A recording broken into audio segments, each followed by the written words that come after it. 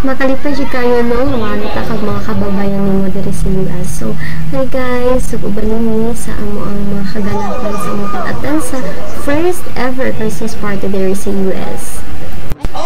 Sa pag-abot na mo diri is nagpa-register me, and after mga 5 minutes is tingkaon na siya. So, daghan kay pagkaon, like, lechon paksi, lumpia, mga pinili mga pagkaon jud as in lami kaayo, and nangita jud ko og bulag, pinag-crave jud ko og bulag, binangaw jud ko mga gulay.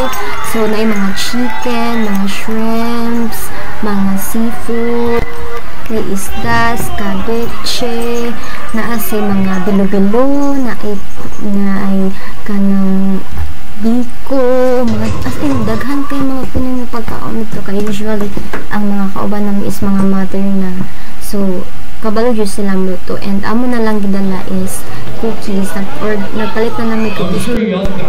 So nag-games mi ito, nanaya ng mga presentation sa mga karaan na nga naga-attend, kay dugay man kaayo ni siya na group, pero 4th year nila din na place. And syempre, nagko-operate sad ko, nag-participate sad ko sa mga games, and kani kay bato-bato-puk. So, hapit ko madaog, pero wala gyud siya hapit ra. So, daghan kay prizes sad siya, and daghan kaayo mga tao, yung mga Pinoy, kaayo nilang mga bana, supportive kaayo just like mine. Support, grabe ang pag-support na ay mga exchange gift, dili na siya mawala sa mga bata, sa mga adults, sad, women, men, yun, ana. So usual yun na program na ginabuhat din na sa kanya. So, grabe kaayo, grabe ang mga Pinoy mo. Kana ganing, labi na dakan kayong Pisaya, mga sabaan kaayo, ang si Santa kay, sige, pamadlong kay saba kay mga Pinoy.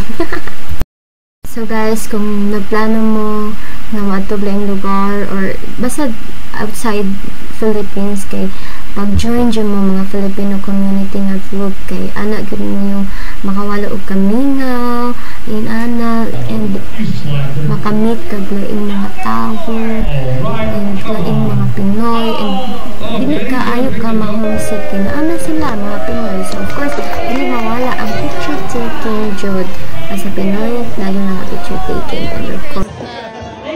So thank you everyone, God bless you.